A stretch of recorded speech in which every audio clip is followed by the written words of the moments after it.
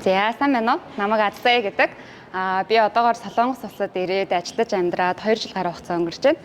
Тэгээд өнөөдрийн ивентийн талаар гэх юм бол Болормоо коучийнхаа Facebook пэйжээс мэдээлэл авч байсан.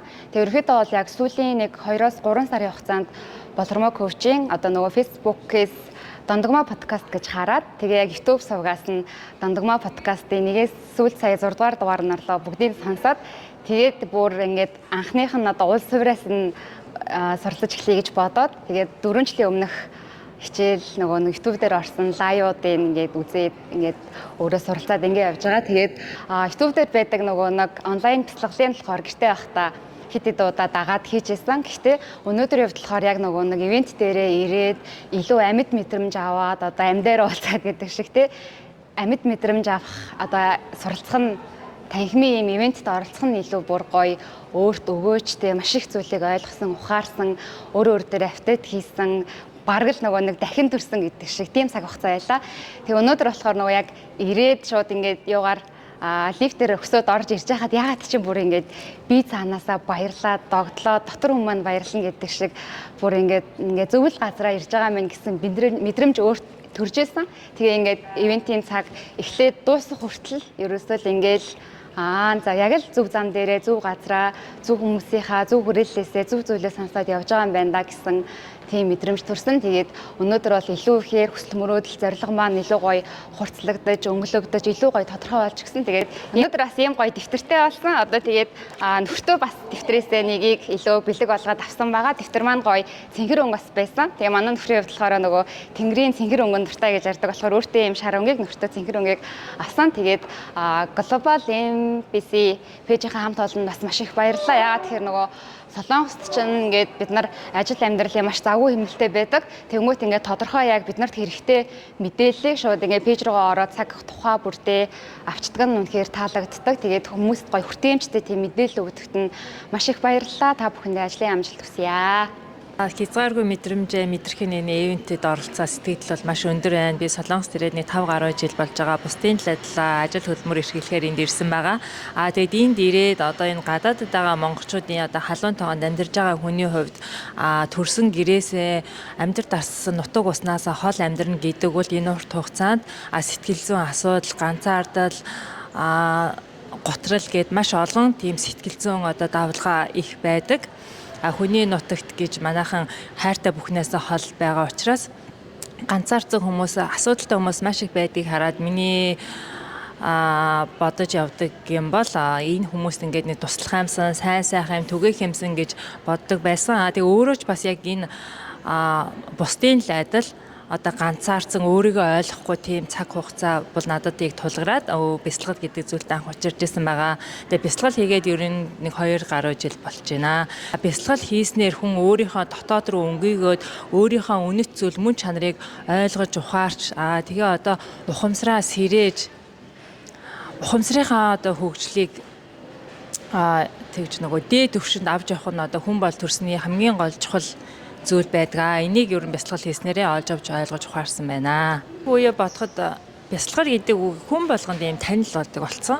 Үжээ танигдсан.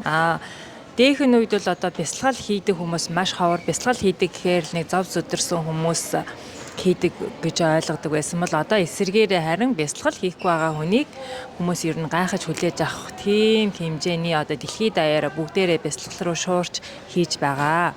Ер нь хүний хөгжлийг оюун ухаанаар хэмждэггүй зөвхөн ухамсарын хөгжлөөр хүн тодорхойлогддог байгаа. Тийм учраас бяцлал хийж оюун ухамсараа л ер нь дээшлүүлэх, хөгжүүлэх тэгснээр бидний одоо амьдралын чанар сайжирна, амар амгалан байдалтай болно, стресс уур уцааргүй болно. За тэгээд өөрийгөө бүтээгч гэдгийг ойлгож авдаг байгаа.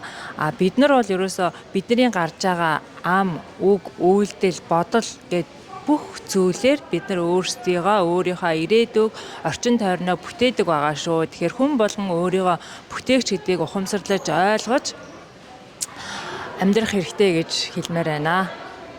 Улсад ирээд 2 жил гарсан болж байна. Одоо 3 дахь жил руугаа явж байна. Тэгээд Global MBC гэдэг танай энэ хуудсыг дагаад 1 жил хүрэхгүй хугацаа болж байна уу. Тэгээ өчигдөр ингээд нэг лайв дээр ийм арга хэмжээ олгож байгааг сонсоод Тэгээд та хэдийн үйл ажиллагааны талаар бас нэг комментоор азтан шалгаруулъя гэдгсэн. Тэгээд тухайн үед яг орж ирсэн сэтгэлдээ бичээд азтан болоод 50% өнгөлтөөр ирж ингээд ийм сайхан арга хэмжээнд орсонд маш их баяртай байна. Тэгээд танай энэ арга хэмжээ зохион байгуулсан бүх хүмүүст нь маш их баярлалаа гэж хэлмээр байна.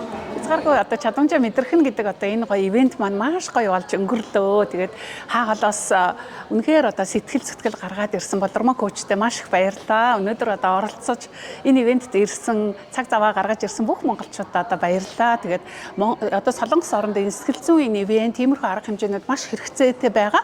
Тэгээд энэ бол яг бидний одоо ажлын эхлэл юм аа. Цааш зөндөө олон гоё ивентүүдээр та нартаа бэлэг барих болно. Тэгээд маш гоё одоо хамт олон ажиллалаа. Тэгээд бүх хамт олон зохион байгуулсан бүх хамт олонд баярлалаа гэж одоо талархлаа гэж хэлье. За сайн байцгаана уу. За мэдээлэлээ болохоор өчигдөр танай лайваас авсан. Өмнө нь яг Болормоо менторийн пэйжийг дагалга ерөнхийдөө үзээд явдаг байсан. За өчигдөр гинтийн байдлаар ерөнхийдөө аацтан болоод гинт ирэхээр болсон. Тэрнээс яг бэлтгэл хангаад ч юм уу яг зориод ирээ гэж яг төлөвлөөгүй байсан. Тэгээ ажилдаа байсан. Тэгээ өчигдөр гинт лайв сонсож байгаад асуулт асуухаа хариулт бичээд үзье гэж одоо. Тэгээд ерөнхийдөө астан болсон. Тэгээд би тэр ингээд ерөнхийдөө яг би ингээд суух ёстой юм байна гэд ерөнхийдөө тийм мэдрэмж авсан. Тэгээд маш гоё ивент боллоо. Сэтгэл маш өндөр байна. Зүрх сэтгэлээ сонсоод өөрийнхөө мэдрэмжийг ажиглаад тийм ээ сонголтыг хийгээд тийм ээ өөртөө цаг гаруулаад зориулт гаргаад өөртөө анхаарад бас өөртөө төвлөрөөсэй гэж хүсэж байна. Баярлалаа.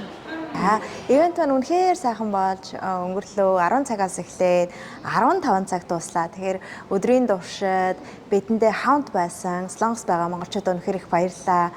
Тэгэхээр төгсгөлд нь бид нэр манифест бясалгал хийсэн байгаа. Үнэхээр хүмүүс сэргсэн, нүдэн сэргсэн, боломжтой бай. Би үнэхээр чадамжтай байна гэдэг итгэлээ олж ирсэн нь үнэхээр баяртай байна. Тэгэхээр өдрийн туршид бид нараас зөндөө олон урлагийн тоглолтууд байлаа. Гандхоо маань, энгүүн маань, за нэмэлтээр мөнгөчин, тийм ээ, дэгийг их мэдчлэн, дуучин, бүжигчин, морин хуурч залуучууд маань ирж эх орныг минь тэр эх орноо гэх тэр мэдрэмжийг зүрхэнд асааж биднийг сэрэж өглөө. Тэгэхээр энэ олон хүний хичээл зүтгэл, нэгдмэл баадал, чин зориулт талархаж байна. Учир нь энэ ивент үнэхээр зүрх сэтгэлээсээ өгсөн үйлчлэл байлаа. Тэгэхээр Солонгос байгаа монголчуудаа эргээд уулзъя. Үнэхээр доглон хүлээж байна. Дараагийн удаа арай ололоо бөөнөрөө тийм ээ. Үнэхээр хязгааргүй чадамжаа мэдрээд бүгд итгэлээ асаагаад амьдралд баяр хөөр, хайр, нэн сэтгэлээ нээгээд дээшээ дээд эрчмээр ичлэгдэх болтугай гэд эргээд уулзъя да.